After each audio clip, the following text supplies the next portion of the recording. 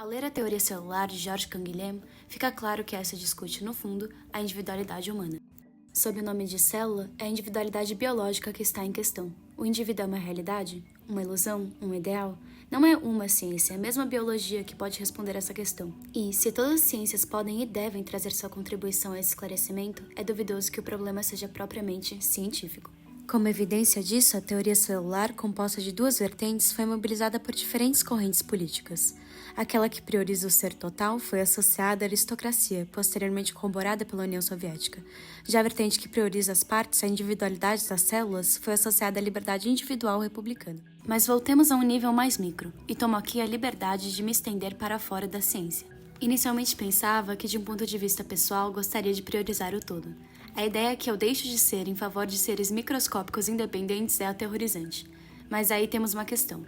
Se tomo partido do todo como uma ideia para pensarmos a sociedade como fizeram os contemporâneos do desenvolvimento da teoria celular, devo acreditar que eu, como as células, me dissolveria, reduzida a completa insignificância frente ao indivíduo social. Eu seria, como as células me são, a sociedade.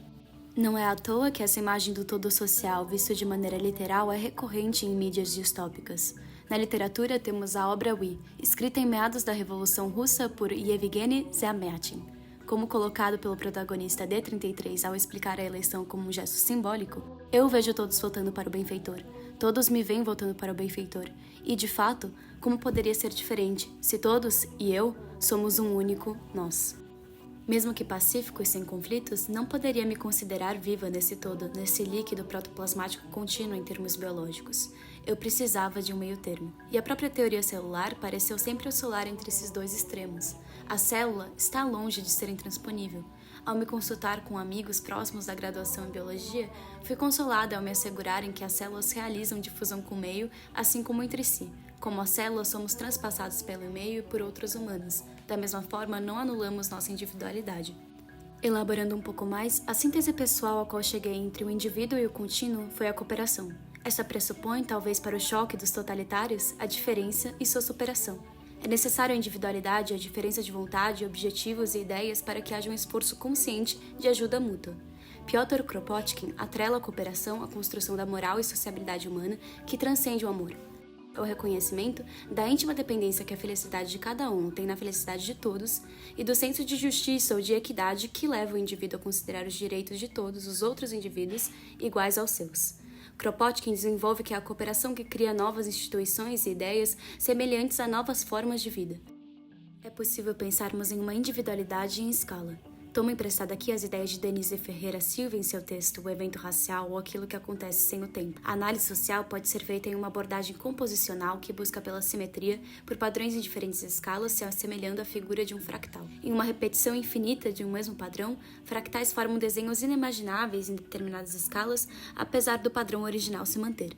Assim também, a cooperação constrói inconscientemente instituições e ideias maiores, inimagináveis ao indivíduo e que nos ajudam a avançar como sociedade. Se poderia perguntar, no entanto, como isso opera sem um cérebro central.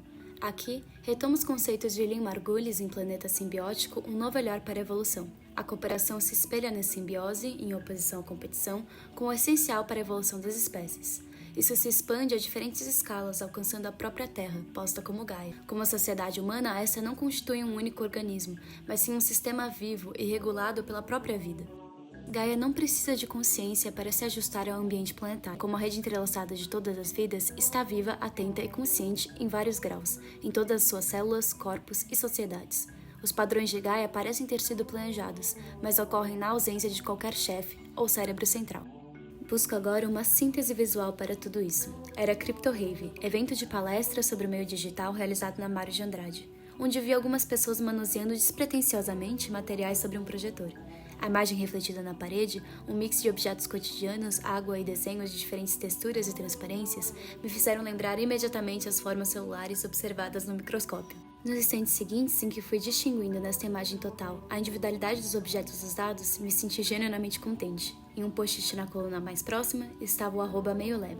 Coordenado pelo artista Chico Linares, o coletivo busca pensar e mobilizar técnicas colaborativas, e me permito colocar aqui cooperativas, de forma a produzir obras audiovisuais coletivas. Acho que sinto concretizada nessas imagens o que tentei explicar neste trabalho. Escolho finalizá-lo com um paradoxo inerente ao indivíduo. Como explicado por Canguilhem, a etimologia da palavra faz do conceito de indivíduo uma negação. O indivíduo é um ser no limite do não ser, sendo que não pode mais se fragmentar sem perder seus caracteres próprios. É um mínimo de ser, mas nenhum ser é em si mínimo. O indivíduo supõe necessariamente em si sua relação com um ser mais amplo.